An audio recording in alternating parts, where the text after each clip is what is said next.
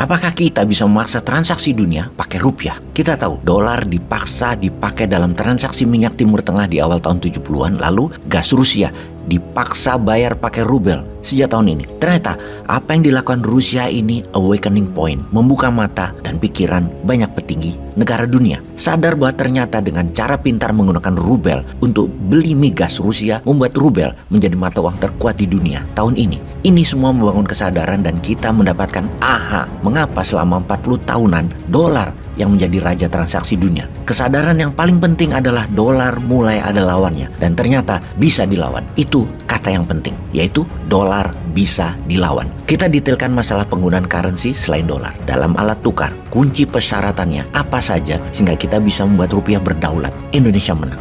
Kayak kampanye aja nih bosman. Ada 3 istilah bernegara di dalam memandang negara lain. 1, negara teman. 2, negara sekutu. Dan 3, negara musuh. Negara sekutu tidak akan pernah mengkhianati negara sekutunya atau mitranya. Tapi kalau negara teman, ya suka-suka mereka. Mana yang menguntungkan negaranya, yaitu yang didahulukan. Untuk menjadi negara kuat, kita harus punya sekutu. Dan pilihlah sekutu yang saling isi kekurangan dan kelebihan untuk keuntungan para pihak yang sama. Kita andaikan dengan cerita wayang. Ketika dua belah pihak Pandawa dan Kurawa akan perang, dua belah pihak mencari bolo atau sekutu. Mereka bertanya, apakah negara Cedi ikut Pandawa atau Kurawa? Apakah Jenggala ikut Pandawa atau Kurawa? Selain negara-negara, mereka juga mencari leader. Apakah Sri Kresna ikut Pandawa atau Kurawa? Apakah Adipati Karna ikut Pandawa atau Kurawa? Mencari bolo atau sekutu terlebih dahulu, itu hal penting. Apa jadinya kalau tidak ada yang mendukung negara Anda? Ya runyam, sok-sokan mau melawan, sok-sokan mau independen, tapi gak punya sekutu. Ya gak bisa begitu. Kita sekarang melihat Tiongkok. Tiongkok itu negara teman, negara sekutu kita, atau negara musuh kita. Negara musuh itu gampang melihatnya. Mereka menyerang dan mereka merugikan kita. Negara sekutu pasti 100% menguntungkan kita dan dia juga untung. Negara teman, ya seperlunya, sebutuhnya. Gak apa-apa, pas berhubungan, ya gak merugikan aja pokoknya. Sekali lagi kita tanyakan, Tiongkok masuk kategori mana? Menguntungkan kita? Kita lihat neraca perdagangan dua negara. Lihat keuntungan pajak kita dari mereka. Dan melihat investasi mereka menguntungkan negara atau hanya dagang yang menguntungkan mereka dan kita habis sumber daya alamnya. Lalu kita ke Amerika sekarang. Amerika tuh menguntungkan Indonesia atau merugikan Indonesia? Atau biasa-biasa saja? Masuk kategori mana Amerika itu? Kalau bagi Newmind, Tiongkok hanya teman. Amerika hanya teman.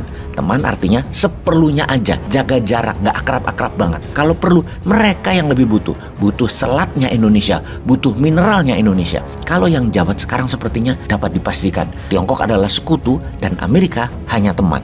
Namun pendapat umum banyak juga yang berpendapat harusnya Tiongkok itu musuh, Amerika itu musuh. Ada juga yang begitu. Ada juga yang berpendapat kita harus bersekutu dengan Amerika dan Tiongkok adalah musuh kita karena Tiongkok komunis. Ya banyak juga yang berpendapat seperti itu. Apapun itu, bernegara haruslah kelas dunia pemimpinnya agar tepat menggunakan negara mitra, negara tetangga, kekuatan geografi, kekuatan sumber daya alam, meningkatkan sumber daya manusia. Semua harus tepat dan cepat. Kalau tidak, negara seperti Tiongkok bisa membungkus diri seakan-akan sekutu, tapi disedot habis kekayaan alam Indonesia. Devisa negara kesedot, pajak nggak dapat, aset hilang. Itu sekutu dari mana? Atau Amerika berteman tapi merugikan sumber daya alam Indonesia. Lah ngapain berteman? Ngapain bersekutu? Kita ke Rusia sekarang. Sebelum meluncurkan serangan ke Ukraina, Putin dan Xi Jinping berdiskusi panjang di Beijing. Kebetulan ada Olimpiade musim dingin Februari di Beijing. Sebagai bungkus pertemuan mereka, Tiongkok memberikan go ahead setelah meeting tersebut. Keduanya sekutu banget. Sekutu Rusia lainnya seperti Suria, Iran, Turki, India, Brazil, Afrika Selatan dalam BRICS ya mereka semua, serta 33 negara Afrika yang netral tidak ikut sanksi Amerika. Semua mendukung dan tetap bertransaksi dengan Rusia walau Amerika dan sekutu barat memberikan sanksi ekonomi ke Rusia. Namun sekutu adalah sekutu, mereka tetap kompak, tetap dagang dengan Rusia. Jadi syarat pertama sebelum bertindak melawan hegemoni atau sistem yang merugikan Indonesia, pastikan Indonesia punya sekutu yang kompak, solid. Bina persekutuan ini tidak dalam setahun 2 tahun, puluhan tahun. ASEAN bisakah jadi sekutu? Mungkin itu digarap terlebih dahulu. Lalu masalah produksi. Indonesia harus independen kebutuhan pangan dan energi dalam negeri 120%.